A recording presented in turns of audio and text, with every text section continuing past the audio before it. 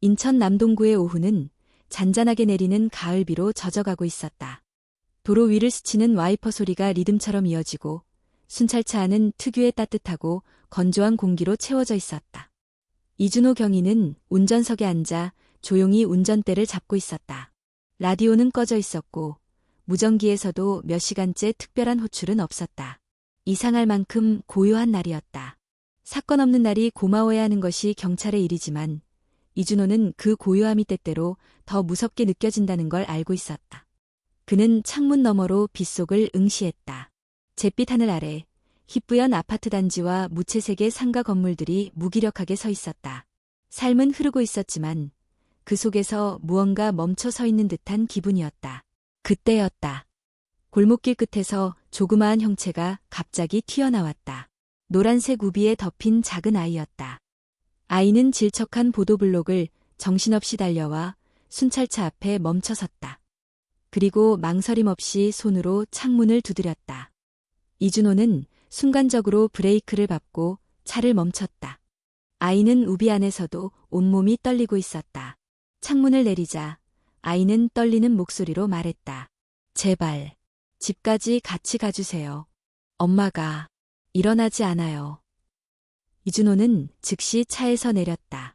아이의 키에 맞게 무릎을 굽히고 눈을 맞췄다. 아이의 눈가에는 눈물 자국이 비에 섞여 흘러내리고 있었고 입술은 파랗게 질려 있었다. 괜찮아. 내가 같이 갈게. 먼저 몸부터 좀 녹이자.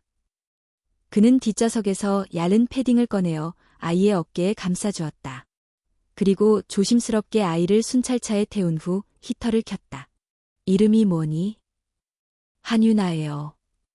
그래, 유나야. 지금부터는 내가 너랑 같이 있으니까 무서워하지 마. 아이의 손은 얼어 있었고 눈동자는 여전히 불안하게 떨리고 있었다. 이준호는 조수석에 있는 작은 물티슈로 아이의 손등을 닦아주며 말했다. 잠깐만 기다려. 금방 올게. 그는 근처 편의점에 들어가 따뜻한 핫초코와 손난로 하나를 샀다. 다시 차로 돌아와 팩을 유나의 손에 쥐어주고 핫초코 컵을 조심스럽게 열어 전달했다. 유나는 두 손으로 컵을 꼭 붙잡고 천천히 한 모금 마셨다. 엄마가 자는 줄 알았어요. 근데 아까부터 아무 말도 안 하시고 일어나지도 않아요. 이준호는 고개를 끄덕였다. 잘했어, 유나야. 너처럼 용기 낸 아이 덕분에 엄마가 무사할 수 있는 거야. 아이의 시선이 그제야 살짝 누그러졌다. 하지만 긴장은 여전히 남아 있었다. 엄마가 아프신 거야? 아니면 누가 다치게 한 거야? 이준호가 조심스레 물었다. 유나는 대답하지 않았다. 대신 창밖을 바라보며 고개를 숙였다. 차는 천천히 움직여 유나가 말한 방향으로 향했다.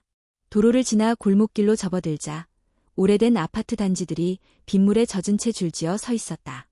발코니마다 걸린 빨래는 이미 축축이 젖어 있었고 곳곳엔 고장난 자전거나 방치된 가구들이 보였다. 여기에요. 저기 401호. 차를 멈추고 이준호는 유나를 따라 계단을 올랐다. 엘리베이터는 멈춘 지 오래였고 계단참마다 물이 흥건하게 고여 있었다. 4층에 도착하자 문제의 현관문은 반쯤 열려 있었다. 안에서는 아무 소리도 들리지 않았다. 이준호는 손등으로 유나를 뒤로 물리고 천천히 문을 밀었다. 문 안은 조용했다. 지나치게 조용했다. 거실엔 불이 꺼져 있었고 창문 한쪽이 약간 열려 커튼이 바람에 흔들리고 있었다. 바닥에는 물기가 퍼져 있었고 그 위엔 유리컵이 깨진 채 흩어져 있었다. 소파 옆 한 여자가 쓰러져 있었다. 얇은 티셔츠 차림에 얼굴은 창백했고 숨소리가 거의 느껴지지 않았다. 이준호는 즉시 맥박을 체크했다. 약하긴 했지만 맥은 뛰고 있었다. 한유나 어머니, 들리세요? 아무 반응이 없었다. 그는 무전기를 켜고 본부에 응급 요청을 넣었다. 남동구 화양빌라 401호. 성인 여성 의식 불명. 119 응급 구조 요청. 그 순간 소파 아래에 뭔가 반짝였다. 그는 몸을 숙여 조심스럽게 그것을 집어들었다. 작은 금속 조각이었다. 열쇠 조각처럼 보였지만 일반 열쇠는 아니었다. 특수 도구. 뭔가가 잘못되어 있었다. 유나야, 혹시 엄마가 이렇게 된 이유를 알고 있니? 누가 온 적 있니? 유나는 망설이다가 입을 열었다. 어젯밤에 어떤 남자 아저씨가 왔어요. 엄마가 선배라고 불렀어요. 그 사람이 소리쳤니? 응, 엄마가 나보고 방에 들어가 있으라고 했어요. 근데 소리 지르더니 쿵 하는 소리가 나고 무서워서 말 못했어요. 이준호는 가슴이 서늘해졌다.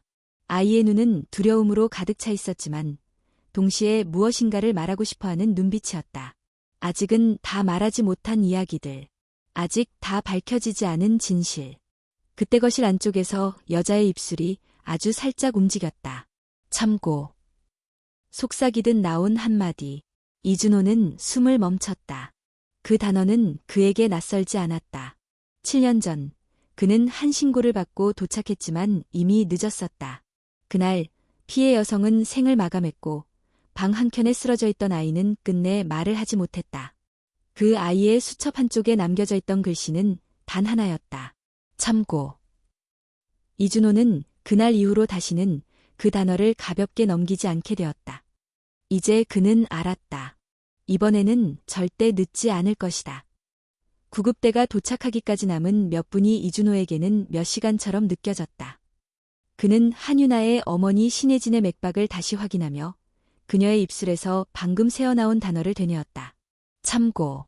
짧고 간단한 말. 하지만 그 안에 담긴 의미는 무거웠다. 그 단어는 어쩌면 수많은 여성들이 스스로에게 되뇌는 말일지도 몰랐다. 참자. 조금만 더. 이번이 마지막일 거야. 그리고 그런 인내의 끝에 남는 것은 침묵과 상처뿐이었다. 이준호는 조심스럽게 유나를 다시 차 안으로 데려가려 했다. 그러나 유나는 문턱에 발을 붙인 채 떨어지려 하지 않았다. 괜찮아. 유나야. 엄마는 곧 병원에 갈 거야. 치료받고 깨어나실 거야. 저도 같이 있을래요. 혼자 두면 또 그 사람이 올지도 몰라요. 아이의 눈에는 공포와 불신이 섞여 있었다. 이준호는 아이의 손을 살짝 감싸며 말했다. 내가 여기 있어. 내가 다시는 혼자 겁내지 않아도 되게 해줄게. 잠시 뒤 구조대가 도착했다. 2명의 구급대원은 신혜진의 상태를 확인하고 들것에 조심스럽게 그녀를 눕혔다. 구급대원 중 한 명이 말했다.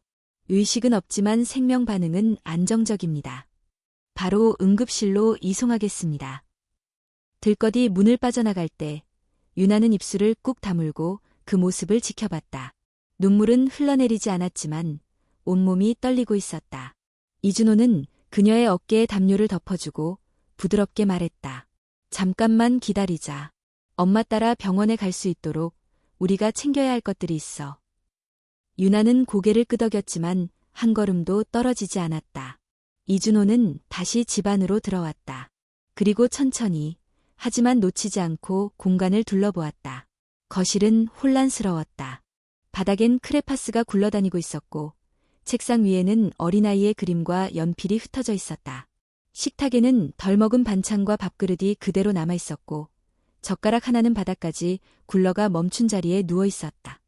이준호는 주방 쪽으로 향했다. 개수대에는 설거지한 그릇들이 정리되어 있었고 쓰레기통 위에는 찢어진 택배 상자가 있었다. 박스라벨의 일부는 젖어서 지워졌지만 희미하게 보이는 글자 중엔 경찰 후원 협의회라는 단어가 들어있었다. 그는 잠시 그 단어에 눈길을 두었다. 왜 이런 라벨이 이 집에서 나오는가? 집안에는 분명히 누군가의 흔적이 있었다. 그것도 단순한 방문이 아니라 익숙한 움직임의 흔적. 현관 쪽 신발장에는 여성용 운동화와 어린아이 운동화가 나란히 놓여 있었고 그 옆엔 발등이 다른 검은 구두 한 켤레가 있었다. 그 신발은 남성용이었다. 단단하고 고급스러운 소재에 메탈 버클이 달려 있었다. 바닥엔 물기에 젖은 채 그 신발의 발자국이 안쪽까지 이어져 있었다.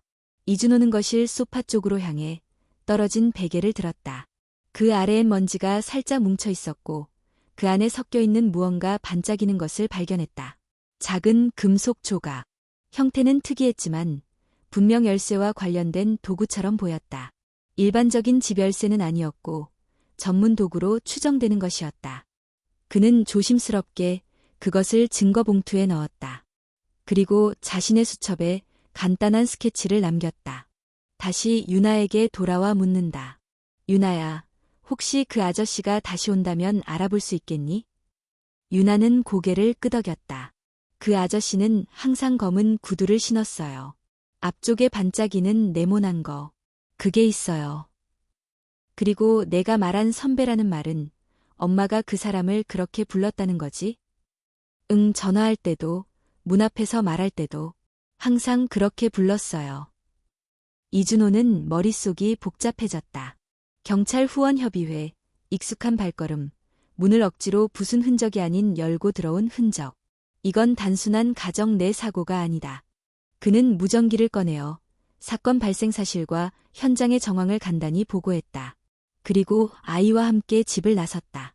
계단을 내려가는 도중 유나는 한 번 뒤를 돌아보았다. 그 시선에는 미련보다, 두려움보다 죄책감이 담겨 있었다. 내가 빨리 말했으면 엄마가 아프지 않았을 수도 있어요? 그 질문에 이준호는 멈춰섰다. 그리고 천천히 몸을 돌려 유나의 눈높이에 맞춰 앉았다. 유나아, 너는 엄마를 지키기 위해 용기 냈어. 너 아니었으면 아무도 몰랐을 거야. 너는 엄마를 구했어. 너는 잘한 거야. 아이의 눈이 흔들렸다. 그리고 그 안에서 처음으로 작지만 확실한 빛이 피어났다. 밖에는 여전히 비가 내리고 있었다. 하지만 그 빛 속에서 작은 아이와 한 명의 경찰관은 조용히, 그러나 확실히 앞으로 나아가고 있었다. 이준호는 한유나와 함께 구급차를 따라 병원으로 이동했다. 비는 여전히 끊이지 않고 내렸고 유나의 작은 손은 인형을 꼭 끌어안은 채 조용히 떨고 있었다. 병원 응급실은 익숙한 소리들로 가득했다. 빠르게 오가는 발걸음, 간호사의 짧은 외침, 환자의 신음. 그런 소란 속에서도 이준호는 한순간도 집중을 흐트러뜨리지 않았다. 그는 유나를 상담실 옆에 앉히고 간단한 접수와 신고 절차를 마친 후 사건 기록 수첩을 펼쳤다. 신혜진, 38세 미혼모, 8살 딸과 단둘이 살고 있음. 남편은 없으며 최근 1년간 경제적 지원을 위해 지역복지센터와 연결되어 있었음. 그 과정에서 남기태라는 인물과 접촉했을 가능성 존재. 남기태. 이름은 이준호의 기억 어딘가를 자극했다. 그는 즉시 관할서 데이터베이스에서 해당 인물의 정보를 조회했다. 남기태, 42세, 지역 기업 운영자, 현지 자영업자 협회 임원, 3년 전 경찰청 지역사회안전후원회 위원으로 위촉됨. 형사처벌 전력 없음. 단, 2년 전 한 차례 가정폭력 혐의로 조사를 받았으나 증거 불충분으로 내사 종결. 그 기록을 본 순간 이준호의 손끝이 살짝 떨렸다. 2년 전 사건. 그는 그때 초동수사팀에 있었지만 해당 사건은 윗선에서 조용히 종결되었다. 피해자는 진술을 철회했고 증거는 부족했으며 피해 여성은 몇 달 뒤 타 지역으로 이사했다. 당시 담당 형사는 괜히 건드렸다간 더 큰 문제 생긴다며 조용히 덮자는 분위기를 보였었다. 이준호는 한숨을 쉬며 병원 복도를 걸었다. 이건 단순한 가정 내 사고가 아니다. 그는 다시 유나에게 돌아왔다. 유나는 여전히 작은 의자에 앉아 인형을 붙잡고 있었다. 상담사는 옆에서 아이의 긴장을 풀어주기 위해 조심스럽게 대화를 이어가고 있었다. 유나야, 혹시 그 아저씨 얼굴을 그림으로 그릴 수 있을까? 유나는 잠시 망설였지만 곧 고개를 끄덕이고 크레파스를 꺼냈다. 그녀는 조심스럽게 사람의 얼굴을 그리기 시작했다. 작은 동그란 얼굴, 짧은 머리, 무표정한 입술. 그리고 무엇보다 정성스럽게 그려진 건 신발이었다. 구두 앞부분에 네모난 금속 장식. 그것이 반짝이는 듯 표현되어 있었다. 이준호는 그림을 조심스럽게 받아들었다. 유나야, 이 신발은 그 아저씨가 항상 신던 거야. 네, 항상 그걸 신었어요. 문 앞에서도, 집에 들어올 때도. 이준호는 이 작은 그림이 강력한 증거가 될 수 있다는 것을 직감했다. 하지만 문제는 상대가 단순한 개인이 아니라는 점이었다. 남기태는 지역사회에서 꽤나 영향력 있는 인물이었다. 매년 경찰청 후원금도 기부하고 여러 행사에 참석했으며 실제로 몇몇 간부들과도 교류가 있었다. 이준호는 고민 끝에 팀장에게 연락했다. 사건의 전체 상황과 의심되는 정황, 피해자의 과거 진술 및 윤아의 그림에 대해 설명했다. 잠시의 정적 후 팀장의 목소리가 조심스럽게 이어졌다. 이준호, 이 사건 내가 제대로 다루고 싶은 건 알겠어. 근데 상대가 단순하지 않아. 이 선에서 눈치 보자는 얘기 나올 수도 있어. 그 사람이 다시 돌아올지도 모릅니다. 그리고 이번엔 더 큰 일이 생길 수도 있어요. 증거 확보할 수 있겠나? 이미 확보 중입니다. 현장에서 습득한 금속 조각, 신발 자국, 아이의 진술, CCTV도 요청 중입니다. 팀장은 잠시 침묵하더니 말했다. 좋아. 그러면 일단 비공식적으로 조사해. 확실한 증거 나오기 전까진 공식 수사로 전환하지 말고. 내 이름도 걸려 있는 거 알지? 네, 알겠습니다. 통화가 끝나자 이준호는 복도 끝 창밖을 바라보았다. 비는 여전히 내리고 있었다. 하지만 그 빗소리 너머로 그는 윤아의 그림이 머릿속을 떠나지 않았다. 그는 병원에서 나와 곧장 화양빌라로 다시 향했다. 이번에는 증거 수집과 주변 탐문을 위한 방문이었다. 먼저 건물 입구 CCTV를 확인하기 위해 관리사무소를 찾았다. 다행히도 건물 외부, 엘리베이터 앞, 계단 입구에 각각 카메라가 설치되어 있었다. 이준호는 관리인에게 협조를 구하고 사건이 발생한 전날 저녁부터 오늘 아침까지의 녹화 영상을 요청했다. 영상 속에는 밤 9시 42분경 검은색 코트를 입은 남성이 건물로 들어오는 모습이 담겨 있었다. 그는 계단을 통해 4층으로 올라갔다. 그리고 약 40분 뒤 다시 내려오는 모습이 포착되었다. 손에 아무것도 들고 있지 않았지만 얼굴에는 긴장감이 서려 있었다. 이준호는 정지 화면을 캡처하여 저장했다. 그리고 신발. 카메라에는 분명히 앞부분에 반짝이는 장식이 달린 검은 구두가 찍혀 있었다. 윤아가 그린 그대로였다. 이제 퍼즐의 조각들이 맞춰지기 시작했다. 하지만 아직 갈 길은 멀었다. 이준호는 자신에게 물었다. 이번에도 이 사건은 조용히 덮이게 될까? 그는 고개를 저었다. 아니다. 이번에는 다르다. 그는 7년 전처럼 후회하지 않기로 결심했다. 이준호는 관할서로 돌아와 사무실 한쪽 구석에 앉았다. 빗물이 묻은 외투를 벗어 의자에 걸고 젖은 머리를 손으로 훑었다. 머릿속은 어지러웠고 가슴은 묘한 두근거림으로 가득했다. 그는 컴퓨터를 켜고 내부 기록 시스템에 로그인했다. 오래된 사건을 찾기 위해 2018년 7월 가정폭력, 여성 사망, 남동구 등의 키워드를 입력했다. 수십 건의 사건 목록 중 익숙한 이름이 그의 시야를 멈추게 했다. 신고자 김다혜, 피해자 김다혜 및 딸 김소연, 사건 유형 가정폭력 의심, 조치 결과 피해자 사망, 가해자 도주 후 자살. 그 사건이었다. 그날 이준호는 야간 순찰 중이었고 신고 접수는 오후 10시 14분. 현장 도착은 10시 23분. 총 소요 시간 9분. 그 9분 사이 모든 것이 끝나 있었다. 그는 보고서 내용을 읽으며 그날의 장면을 떠올렸다. 아파트 5층. 문은 잠겨 있었고 내부에선 어떤 소리도 들리지 않았다. 문을 강제로 열고 들어갔을 때 아이는 이불을 끌어안은 채 창가 구석에 웅크리고 있었고 엄마는 식탁 옆에서 이미 숨을 거둔 상태였다. 그 아이, 김소연은 말이 없었다. 심리상담사조차도 그녀의 입을 열게 하지 못했다. 며칠 후 상담사에게 단 하나의 메모를 건넸다. 그 메모에 적힌 단어는 참고였다. 그 사건은 이준호에게 큰 상처였다. 그는 잠시 경찰서를 떠나기도 했다. 자신이 그날 단 몇 분만 더 빨리 도착했다면 무언가 바뀌었을지도 모른다는 죄책감은 쉽게 지워지지 않았다. 하지만 오늘 신혜진의 입에서 나온 그 단어는 다시금 그 기억을 깨웠다. 그리고 지금 마주한 현실은 단지 과거의 반복일 뿐만 아니라 그때와는 다르게 살아남을 수 있는 기회가 주어졌다는 뜻이기도 했다. 그는 자리를 박차고 일어섰다. 사건을 덮지 않겠다.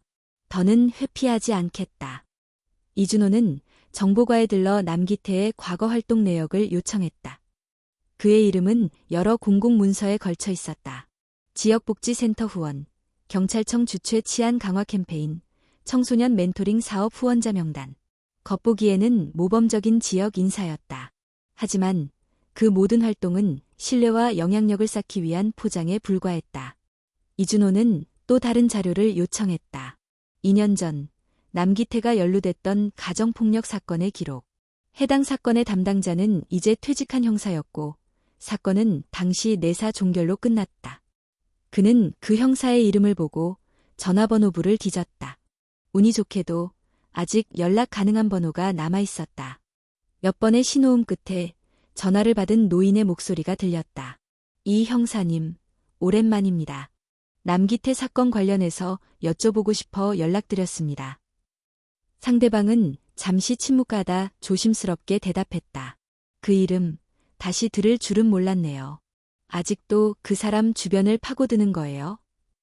지금 또 다른 피해자가 생겼습니다. 이번엔 아이까지 있었습니다.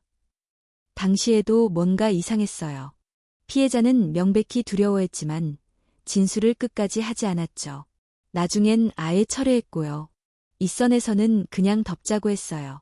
괜히 지역 유지 건드리지 말고. 당신도 알겠지만 그런 일 많잖아요. 이준호는 조용히 숨을 내쉬었다. 이번엔 그냥 넘기지 않을 겁니다. 확실한 증거가 있어요. CCTV, 유아의 진술, 현장에서 발견된 도구들. 조만간 공조수사 요청도 들어갈 예정입니다. 전화기 너머의 상대방은 낮게 웃었다. 당신, 여전하군요. 그때도 그렇게 열정 넘쳤죠. 이번엔 꼭 제대로 마무리하세요. 그리고 조심하세요. 그런 사람들, 겉으로만 좋은 척하는 거, 더 위험하다는 거 알잖아요.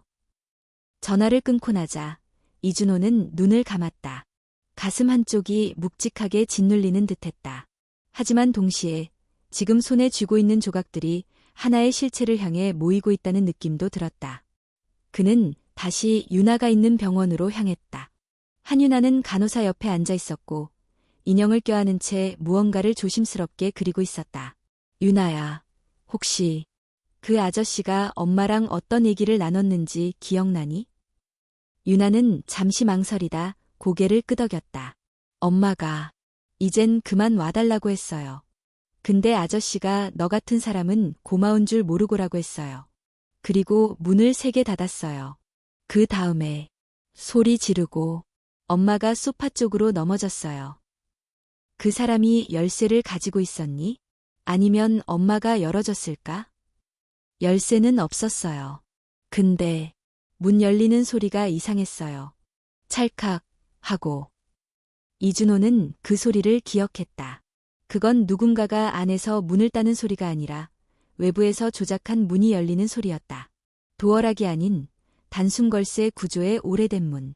얇은 금속 조각만 있으면 조작이 가능한 방식. 그는 다시 수첩을 꺼냈다. 오늘 유나의 말은 단순한 진술이 아니었다. 그건 피해자가 말하지 못한 진실을 대신 전하는 증언이었다. 이제 더는 물러설 이유가 없었다. 이준호는 조용히 일어나 말했다. 유나야, 너는 엄마를 구한 거야. 그리고 이제 너랑 엄마를 지킬 차례는 내 몫이야. 비는 조금 잦아들었지만 인천의 저녁 하늘은 여전히 흐렸다. 회색빛 구름 아래 도시는 무거운 침묵 속에 갇혀있는 듯했다. 이준호는 다시 화양빌라 401호에 도착했다. 이번에는 현장 감식팀과 함께였다. 감식반은 테이프를 치고 집 안 곳곳을 면밀히 조사하기 시작했다. 이준호는 거실 창가 쪽으로 향했다. 커튼 한쪽이 찢어져 있었고 그 끝에는 머리카락 한 올이 매달려 있었다. 감식반원이 조심스럽게 그 머리카락을 수거하며 말했다. 남성의 머리카락으로 보입니다. 길이나 굵기상. 그는 고개를 끄덕이며 복도로 걸음을 옮겼다. 현관문 쪽 문틀 상단엔 미세한 극힘 자국이 보였다. 도어락이 설치되지 않은 오래된 잠금 장치였다. 손전등을 비추자 금속이 살짝 반사되며 윤기가 돌았다. 그 근처에는 페인트가 벗겨진 자국도 있었다. 누군가가 얇은 금속 도구로 안쪽 걸쇠를 조작한 흔적이었다. 열 새 없이 열었군요. 감식반장이 중얼거렸다. 이 정도면 숙련된 손입니다. 범인은 초범이 아니에요. 이준호는 현장에서 습득한 금속 조각을 감식반에게 건넸다. 이 도구랑 맞는 흔적인지 확인해 주세요. 그리고 문손잡이 안쪽, 닿기 힘든 각도의 지문이나 땀이 남았는지도 봐주세요. 감식반은 고개를 끄덕이며 체증을 계속했다. 이준호는 조심스럽게 거실 바닥을 훑었다. 책상 아래 크레파스가 굴러다니는 틈 사이에서 작고 납작한 물체 하나가 눈에 들어왔다. 비닐 포장지의 일부였다. 상표가 지워졌지만 라벨 끝에 희미하게 GP 연합후원이라는 문구가 보였다. 경찰청 지역 후원 단체 이름과 유사한 명칭이었다. 그는 서서히 확신을 굳혀갔다. 남기태는 단순한 개인이 아니라 사회적 지위와 시스템을 방패 삼아 행동하는 인물이었다. 단순한 분노나 질투가 아니라 상대방을 길들일 수 있다는 오만이 행동의 바탕이었다. 몇 시간 뒤 감식반이 철수하고 그는 현장을 마무리하며 수첩에 메모를 남겼다. 401호 외부 침입 흔적 확인, 전문 도구 사용, 남성 머리카락 확보, 피해자의 진술, 아동 진술, 물리적 증거 확보, 의도적 침입 및 신체적 위협 가능성 높음. 그는 관할서로 돌아오며 동료 형사 박성재에게 연락했다. 성재야, 남기태 그 사람, 최근 행적 좀 뽑아줄 수 있어? 준호야, 너 요즘 그 사건에 너무 깊이 빠지는 거 아니냐. 그 사람 건들면 입선에서 압박 들어올 수도 있어. 알아. 그래서 내가 필요해. 공식 수사 전이니까 그냥 동향 파악 정도로 해줘. 잠시 침묵 끝에 성재는 대답했다. 알겠다. 일단 내가 할 수 있는 선까지 알아볼게. 그날 저녁, 이준호는 혼자 순찰차를 타고 관내를 돌았다. 생각이 많았다. 왜 또 이런 일이 반복되는 걸까? 왜 피해자들은 항상 참고라는 말을 먼저 배워야 하는 걸까? 차가 한 중식당 앞에 멈췄다. 그곳은 지역 유지들이 자주 모이는 곳이었다. 창문 너머로 몇 명의 남성이 식사 중인 모습이 보였다. 그중 한 사람, 낯익은 얼굴, 남기태였다. 그는 여전히 단정한 수트를 입고 있었고 함께 앉은 이들과 웃으며 대화하고 있었다. 식사 도중 누군가의 어깨를 두드리고 잔을 채워주는 모습은 마치 오래된 친구처럼 자연스러웠다. 이준호는 차 안에서 그 모습을 지켜봤다. 그 사람의 표정엔 어떤 죄책감도 두려움도 없었다. 그건 확신의 표정이었다. 아무 일도 없을 거라는, 언제나 그랬듯 다시 덮일 거라는. 문득 남기태의 시선이 창밖으로 향했다. 순찰차의 위치를 인지한 듯 그는 눈을 가늘게 뜨며 잠시 시선을 머물렀다. 그리고 잔잔하게 웃었다. 인사도 경계도 아닌 도전처럼 보이는 표정이었다. 이준호는 차에서 내리지 않았다. 이건 아직 때가 아니었다. 지금은 증거를 쌓고 목소리를 모아야 했다. 그의 싸움은 개인의 분노가 아닌 진실을 향한 싸움이어야 했다. 그는 핸드폰을 꺼내 유나의 그림을 다시 보았다. 그림 속 신발, 네모난 반짝이는 장식. 그 작은 그림 하나가 거대한 권력의 균열을 만들고 있었다. 그리고 그 균열은 분명히 더 넓어질 것이다. 이준호는 경찰서에 복귀한 후 곧장 브리핑실로 향했다. 사건 개요와 확보된 증거들을 정리해 보고서로 제출했고 팀장과 부서장 앞에서 간단한 구두 보고를 진행했다. 그는 모든 걸 담담하게 설명했다. 피해자의 상태, 유나의 진술, CCTV 영상, 신발 특징, 현장에서 발견된 금속 조각, 그리고 도어락이 아닌 물리적인 잠금 장치의 조작 흔적까지. 설명이 끝났을 때 효율실은 잠시 조용했다. 팀장이 책상 위 손가락을 탁탁 두드리다가 입을 열었다. 준호야, 내가 열심히 수사하는 건 알겠는데 이 사건 공식 수사로 전환하는 건 좀 더 신중해야 할 것 같아. 지금까지의 정황은 명백합니다. 피의자가 분명한 의도를 갖고 침입했고 피해자를 밀쳐 상해를 입혔습니다. 부서장이 조용히 끼어들었다. 피해자가 아직 의식을 완전히 회복하지 못했고 피의자 신원은 명확하지 않아. 참고인 수준에서 접근하는 게 더 나아. 그리고 그 사람, 우리가 신중히 다뤄야 할 인물이지. 이준호는 순간적으로 말을 멈췄다. 신중히 다뤄야 할 인물. 그 말 안에 담긴 뜻은 분명했다. 이 사건을 더 이상 파고들지 말라는 신호. 그는 조용히 물었다. 지금 수사를 멈추라는 말씀이십니까? 부서장은 눈을 피하지 않고 답했다. 아니, 수사를 늦추라는 말이다.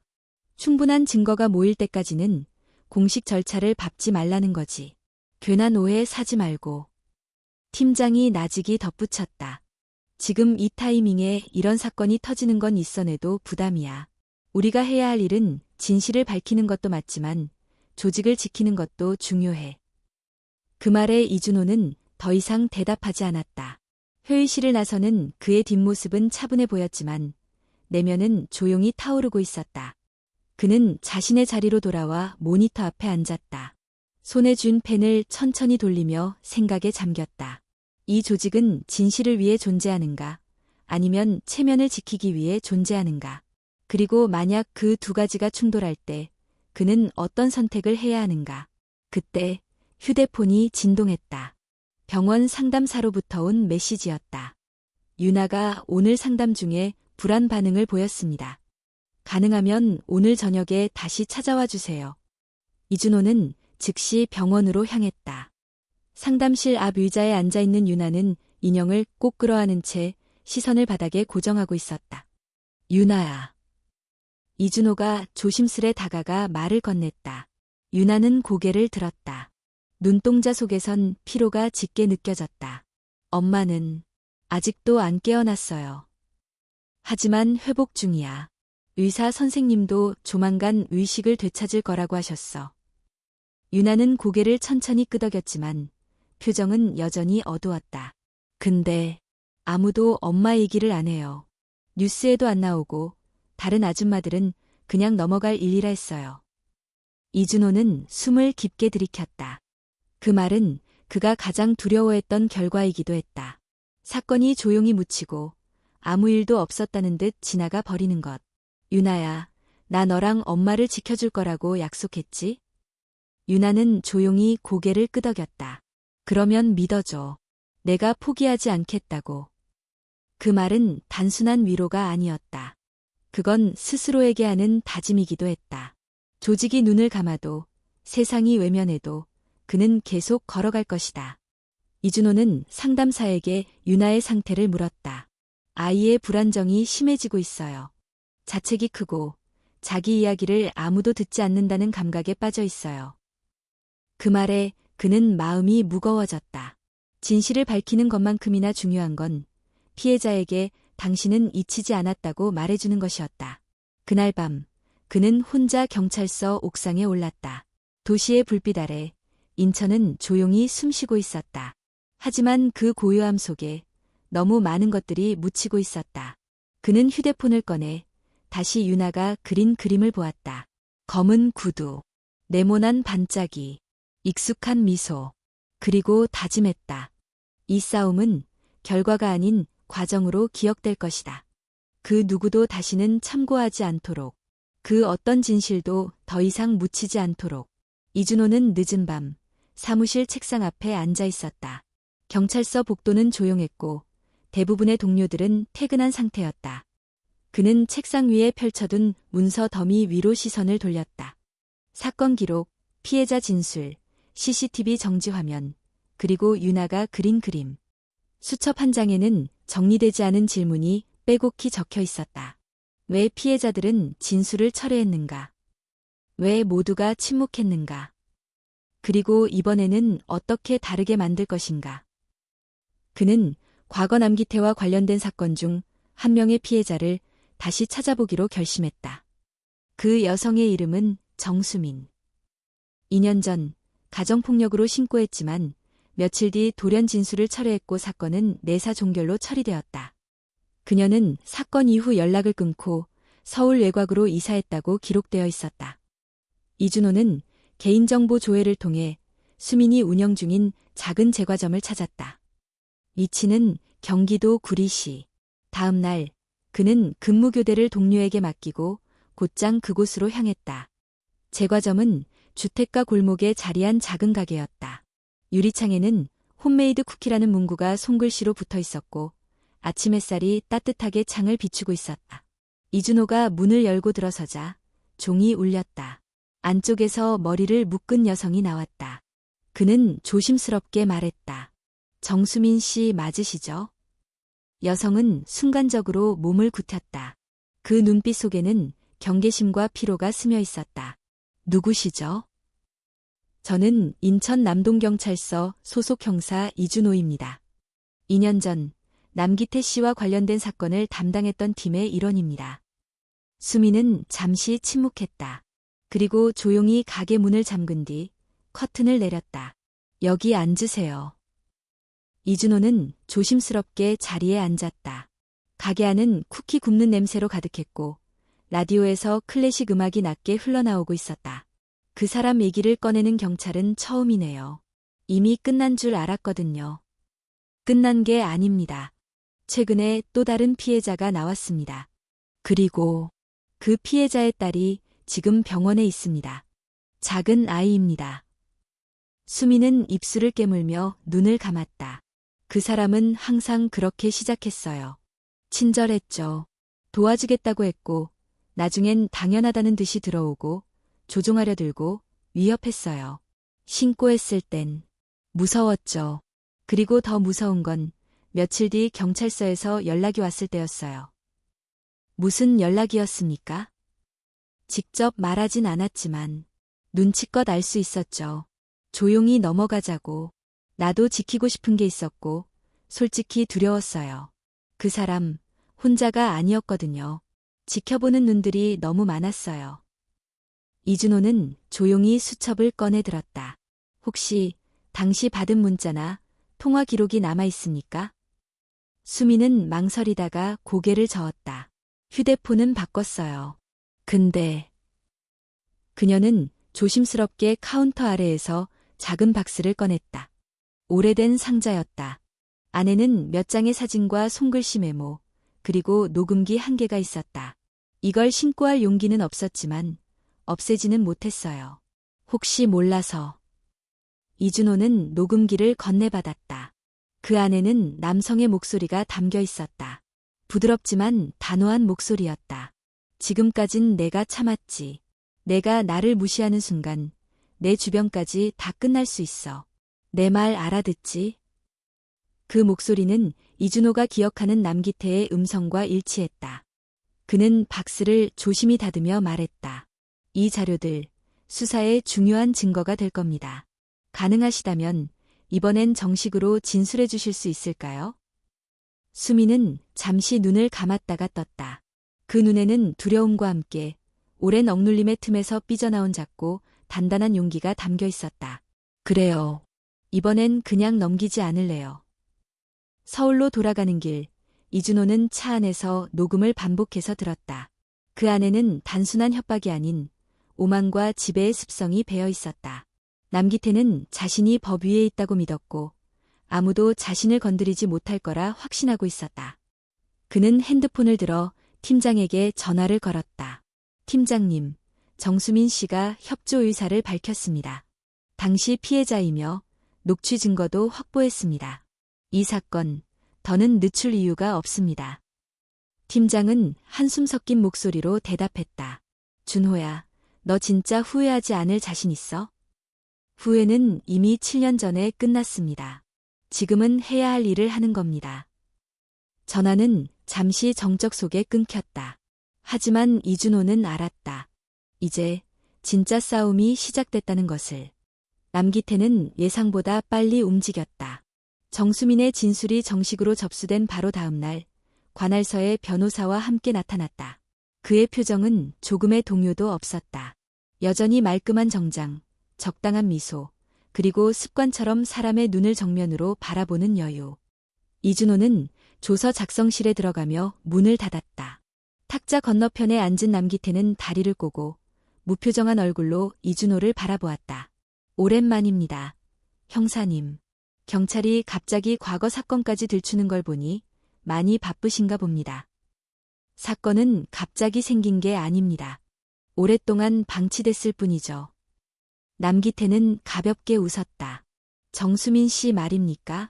그 사람, 예전에도 진술 번복했잖아요. 그런 불안정한 사람이 한 말이 얼마나 신빙성이 있을까요? 형사님도 아시지 않습니까? 증거가 있어야죠. 이준호는 조용히 손을 뻗어 책상 위에 녹음기를 올려놨다. 여기, 지난 사건 당시의 녹취입니다. 당신 목소리 맞죠? 남기태는 그제야 얼굴 근육이 미세하게 움직였다. 그러나 곧 다시 평정을 되찾고 말했다. 그거 불법 녹음 아닙니까? 사적인 대화였을 테고 상대 동의 없이 녹음된 자료는 법적 효력이 수사상 필요에 따라 법원에 영장을 신청하면 충분히 증거로 인정될 수 있습니다. 그 순간 변호사가 끼어들었다. 이 형사님, 절차를 존중해 주시죠. 저희는 모든 조사에 성실히 임하겠지만 정당한 권리도 보장받아야 합니다. 불필요한 압박은 삼가주세요. 이준호는 고개를 끄덕였다. 그럼 진술서 작성하시죠. 남기태는 한숨을 내쉬고 펜을 들었다. 그리고 조서 작성 내내 단 한 번도 자신의 눈을 피하지 않았다. 그 시선엔 오만함이 담겨 있었다. 마치 말하고 있는 듯했다. 너도 어차피 이길 수 없어. 조사실 밖으로 나왔을 때 복도엔 몇몇 동료들이 모여 있었다. 그들의 시선은 미묘했다. 호기심과 거리감, 그리고 경계심이 섞인 눈빛. 그중 하나가 조심스럽게 다가왔다. 준호야, 진짜 괜찮겠어? 이번엔 좀 심하게 나가는 거 아니냐는 얘기도 있어. 심한 건 내가 아니라 그 사람이 했던 짓들이지. 나도 내 마음은 알아. 근데 윗선도 움직이기 시작했어. 너한테 감찰 조사 들어올 수도 있어. 이준호는 담담히 말했다. 감찰이면 받겠습니다. 누가 나를 막든 내가 해야 할 일을 멈추진 않겠습니다. 그 말은 결심처럼 단단했다. 하지만 그의 하루는 더욱 고독해지고 있었다. 서한의 동료들은 조심스러워졌고 일부는 회의 때 눈을 마주치지 않았다. 보고는 느려졌고 지원 요청은 심사숙고 끝에 예산 문제라는 이유로 기각되기 시작했다. 이준호는 그것을 알고 있었다. 자신이 선택한 길이 동의를 받기 어려운 길이라는 것을. 하지만 그는 되돌아가지 않았다. 그는 더 이상 참고라는 말에 익숙해지기 싫었다. 병원에서는 유나가 다시 상담을 받고 있었다. 그녀는 예정보다 빨리 일정을 소화하고 잠시 병원 도서관에서 책을 읽고 있었다. 상담사는 조심스럽게 그녀에게 말했다. 유나야, 경찰 아저씨가 요즘 많이 노력하고 있어. 내 얘기를 세상에 들리게 하려고. 유나는 고개를 들고 조용히 말했다. 진짜요? 엄마도 듣게 될까요? 내가 말한 거 진짜로 전해질까요? 그럼 내가 용기 내서 말했잖아. 그 말은 이제 누군가의 기록이 되었고 누군가는 그걸 지키기 위해 싸우고 있어. 그날 저녁 이준호는 병원에 들러 유나를 만났다. 그녀는 조용히 다가와 물었다. 아저씨, 저희 이야기 잊히지 않게 해줄 수 있어요? 그는 미소를 지으며 고개를 끄덕였다. 이미 그렇게 하고 있어. 그리고 더는 아무도 너를 모른 척하지 못하게 할 거야. 유나는 조심스럽게 손에 들고 있던 크레파스를 건넸다. 그림 한 장이 담겨 있었다. 검은 구두와 그 옆에 서 있는 순찰차. 하늘에는 아직 비가 내리고 있었지만 구두 그림에는 크랙이 생겨 있었다. 그는 그 그림을 받아들며 느꼈다. 작은 아이의 용기가 거대한 권력을 흔들고 있다는 것을. 하루 이틀 사이 분위기가 변하기 시작했다. 조용하던 지역 언론이 먼저 움직였다. 인천 남동구 아파트, 여성 상해 사건, 경찰 내부 고발로 수면 위, 지역 후원 인사, 과거 폭력 전력 재조명. 짧은 기사였지만 효과는 강력했다. 이준호는 커피를 한 잔 들고 사무실로 들어왔다. 몇몇 동료들이 휴대폰 화면을 보며 웅성거리는 소리가 들렸다. 그중 하나가 중얼거렸다. 진짜 나왔네. 기자한테 새어나간 거야. 아냐. 내부에서 일부러 흘린 거라는 말도 있어. 보호용으로. 그들은 이준호가 들어오는 것을 보고 조용해졌다. 그는 아무 말 없이 자리에 앉아 컴퓨터를 켰다. 잠시 후 메일함에 도착한 익명의 제보가 눈에 들어왔다. 제목은 짧았다. 당신이 찾는 사람에 대해 말할 수 있어요. 보낸 사람은 이름을 밝히지 않았고 메일 내용에는 연락처 하나와 함께 다음과 같은 문장이 적혀 있었다. 저도 그 사람을 알고 있습니다. 예전부터요. 지금까지 아무에게도 말하지 못했지만 이제는 말하고 싶어요. 이준호는 즉시 해당 번호로 전화를 걸었다. 수화기 너머로 조심스러운 여성의 목소리가 들렸다. 경찰 맞으시죠? 네, 저는 남동경찰서의 이준호 형사입니다. 메일 잘 받았습니다. 만약 제가 직접 나가면 누가 알게 되진 않을까요? 철저히 익명 보장하겠습니다. 진술은 비공개로 진행할 수 있고 필요한 보호 조치도 가능해요. 잠시 정적이 흐른 뒤 그녀는 만남을 허락했다. 장소는 근교의 작은 북카페였다. 그녀는 모자를 깊이 눌러 쓴 채 조심스럽게 자리에 앉아 있었다. 그녀의 이름은 서은주, 20대 후반. 과거 복지센터 자원봉사자로 일했으며 남기태가 후원하던 프로그램에 참여했던 경험이 있었다. 그 사람은 겉으로는 항상 젠틀했어요. 후원자 행사 때마다 앞줄에 앉았고 어려운 사람들 도와주는 모습도 연기처럼 완벽했어요. 근데 그녀는 물컵을 쥔 손을 떨었다. 일이 끝난 뒤 남은 자원봉사자들 몇 명만 불러서 식사 자리를 만들곤 했어요. 거기서 말투가 바뀌고 분위기가 달라졌어요. 그녀는 구체적인 상황은 말하지 않았지만 충분히 위험하고 모욕적인 경험이 반복됐다는 점은 명확했다. 그때 신고할 생각은 안 했습니까? 했죠. 근데 아무도 믿지 않을 거라고 생각했어요. 저는 그냥 자원봉사자였고 그 사람은 지역사회에서 존경받는 후원자였으니까요. 이준호는 조심스럽게 녹취 요청을 했고 그녀는 망설임 끝에 고개를 끄덕였다. 이제는 말해야 한다고 생각했어요. 누군가는 해야 하잖아요. 그래야 다른 누군가가 같은 일을 겪지 않으니까. 그 말은 이준호에게 깊게 박혔다. 그녀는 책임을 떠안고 있지 않았다. 단지 더 이상 책임을 회피하지 않기로 결심했을 뿐이었다. 이준호는 진술서를 정리한 뒤 그녀에게 보호 요청 절차를 안내했다. 그녀는 마지막으로 말했다. 혹시 그 아이 괜찮나요? 기사에서 잠깐 봤어요. 엄마가 아직도 의식이 없다고. 네, 아이는 잘 버티고 있어요. 아주 용감한 아이입니다. 그날 저녁 경찰청 내부에서 첫 번째 감찰 회의가 열렸다. 표면상은 수사 절차 검토였지만 실질적으로는 이준호의 행보에 대한 견제였다. 회의실에 들어선 그는 익숙한 얼굴들과 마주했다. 중앙에서 파견된 고위 간부, 감사과장, 그리고 부서장. 서류가 오가고 녹음기가 작동되었고 질문이 이어졌다. 이준호 형사, 내부 승인 없이 수사 확장한 사실 있습니까? 피해자 진술 및 추가 제보를 바탕으로 법적 절차에 맞춰 진행했습니다. 정수민 씨에 대한 재조사는 왜 사전 보고 없이 이루어졌습니까? 보고 시점 이전에 피해자 보호를 우선시한 판단이었습니다. 질문은 날카로웠고 답변은 냉정했다. 그는 조금도 흔들리지 않았다. 그가 지키려는 것은 절차가 아니라 사람의 생명이었고 그 선택을 후회하지 않았다. 회의가 끝난 후 부서장이 그를 불렀다. 준호야. 지금 상황이 너에게 불리하게 돌아갈 수도 있다는 거 알고 있지? 압니다. 하지만 제가 멈추면 누가 계속할 수 있을까요? 부서장은 말없이 그를 바라보다 고개를 떨궜다. 며칠 후 병원의 신혜진이 의식을 되찾았다는 연락이 왔다. 그녀는 말을 하기엔 힘이 부족했지만 눈을 떴고 손을 가볍게 움켜쥘 수 있었다. 이준호가 병실에 들어갔을 때 유나는 엄마의 손을 꼭 잡고 있었다. 그녀는 고개를 돌려 그를 보며 조용히 말했다. 엄마가 깨어났어요. 그 순간 이준호는 아무 말도 하지 못했다.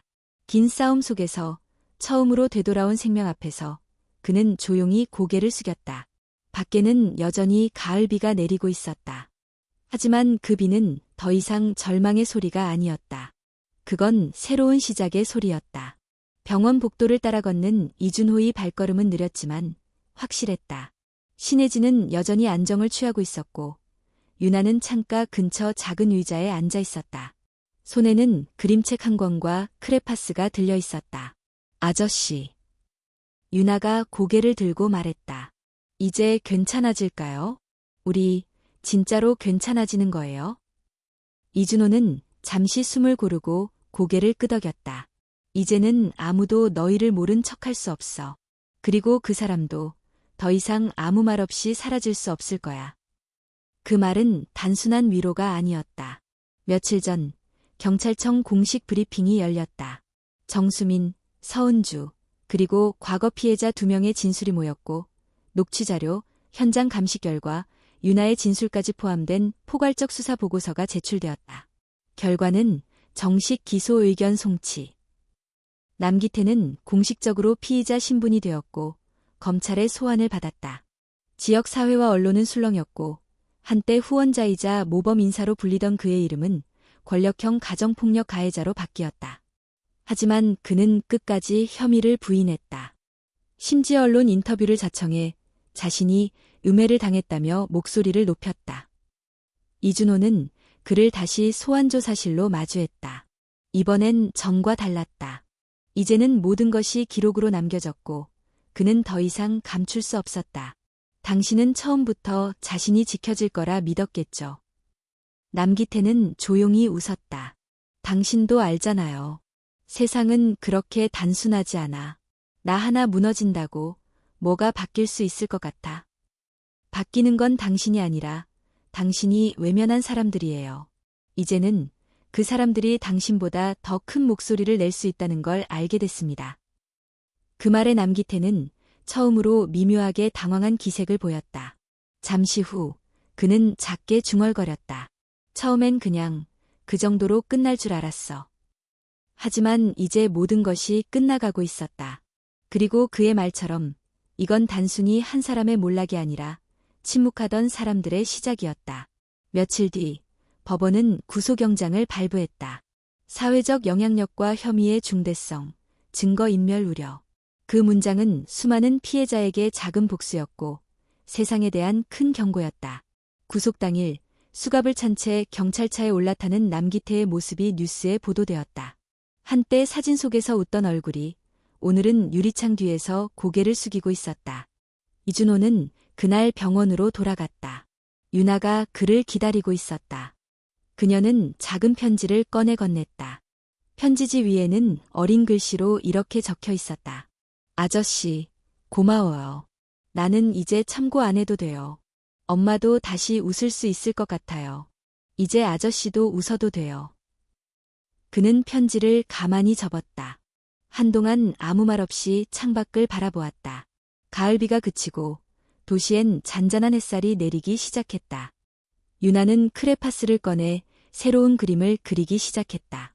이번엔 비가 내리는 골목 대신 햇빛 속에서 나란히 걷는 두 사람. 그림 속에서 유나와 엄마는 손을 잡고 있었고 뒤쪽엔 순찰차가 멀리 따라오고 있었다. 며칠 후 이준호는 마지막 보고서를 작성했다. 그 안엔 사건 경과, 피해자 보호 경로, 그리고 조사 과정에서 발견된 제도적 문제점까지 정리되어 있었다. 보고서 마지막 문장은 이렇게 끝났다. 이 사건은 개인의 용기에서 시작되었다. 비가 내리던 날, 한 아이가 외쳤던 말. 엄마가 일어나지 않아요. 그 말 한마디가 진실을 향한 문을 열었다. 그리고 그 문은 이제 누구도 다시 닫을 수 없다. 그는 보고서를 상신한 뒤 경찰서 옥상으로 올라갔다. 도시의 저녁빛이 번지고 있었다. 차가운 바람이 살짝 불어왔지만 그는 처음으로 손을 주머니에 넣지 않았다. 누군가가 묻는다면 그는 분명히 대답할 수 있을 것이다. 그날 그는 옳은 선택을 했다.